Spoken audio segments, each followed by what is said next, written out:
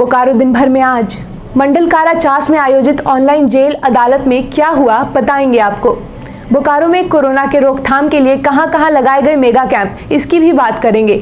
झारखंड विधानसभा monsoon सत्र 2 दिन की छुट्टी के बाद आज फिर हुआ शुरू। आज क्या क्या हुआ बताएंगे आपको। 2 दिन की छुट्टी के बाद एक बार फिर स्वागत है आपका बोकारो दिन भर में। मैं प्रियंका। आज की कवर स्टोरी में चर्चा करेंगे घर में पौधे की रखरखाव में कौन सी सावधानियां बरतनी जरूरी है। साथ ही साथ मुख्यमंत्री ने कई कॉलेज को दिया रोस्टर क्लियर करने का आदेश, इस पर भी नजर डालेंगे। खबरों में बोकारो जिले के 9 प्रखंडों पर भी नजर होगी और भी बहुत कुछ, लेकिन पहले देश दुनिया का हाल। हंगामे के बीच 2 कृषि बिल रविवार को राज्यसभा में हुए पास। हंगामे के चलते राज्यसभा के 8 सदस्य 1 हफ्ते के लिए निलंबित कर दिए गए हैं और राज्यसभा कल तक के लिए स्थगित हुआ।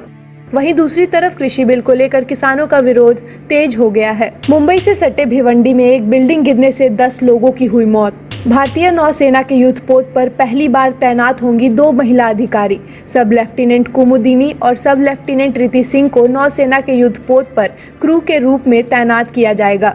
कई राज्यों में आज से स्कूल में आंशिक रूप से शुरू हुए 9वीं और 12वीं तक के क्लासेस। 7 राज्य इसमें शामिल नहीं हैं। भारत में कोरोना मामले 55 लाख के करीब।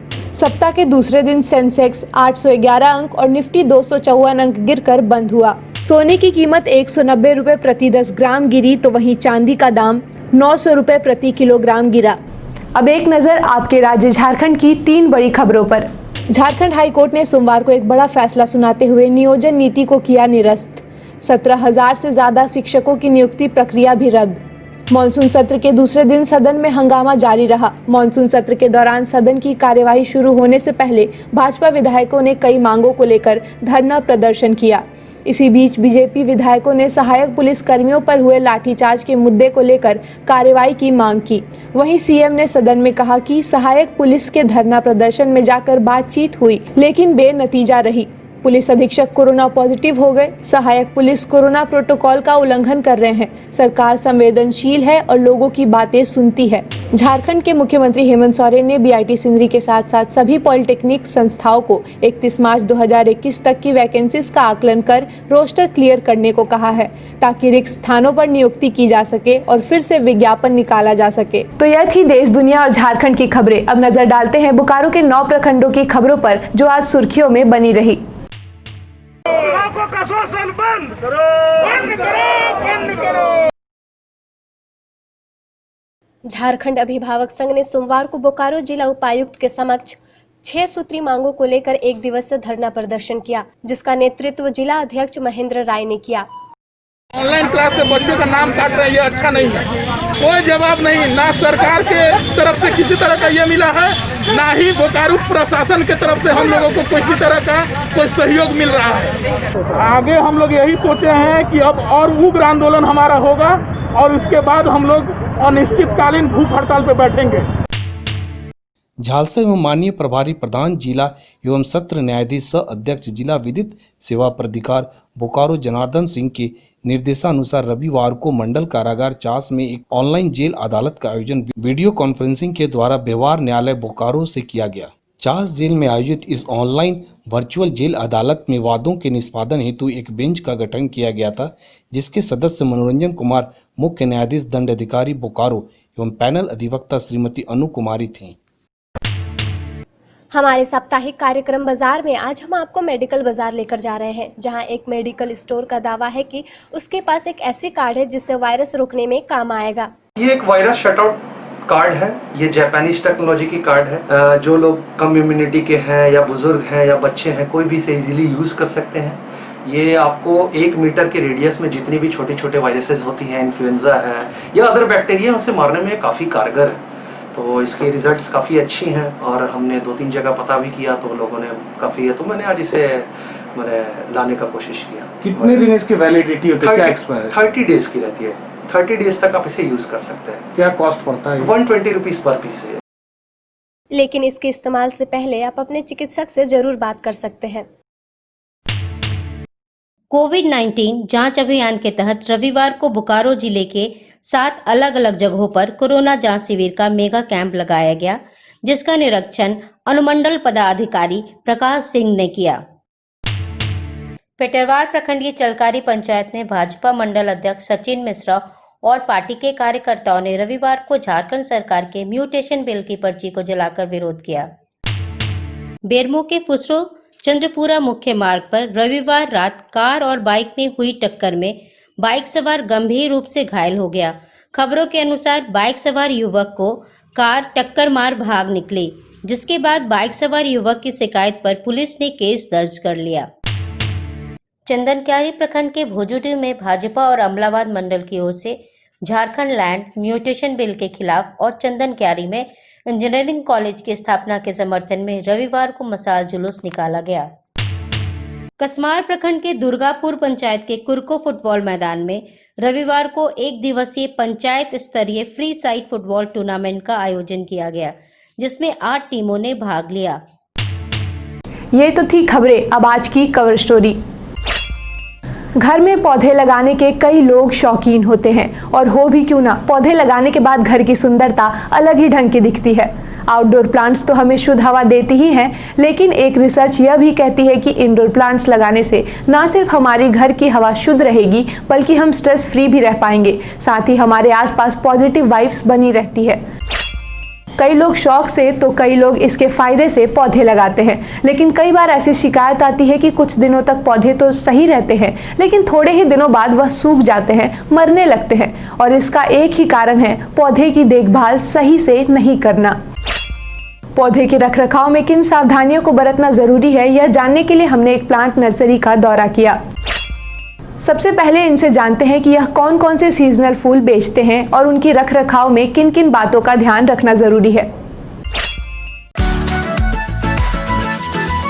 ये सारे सीजनल फूल बारिश तक रहेगी और पूरा भर के फूल, गमला भर के फूल होगा। क्या रेंज है ये सारे फूलों का?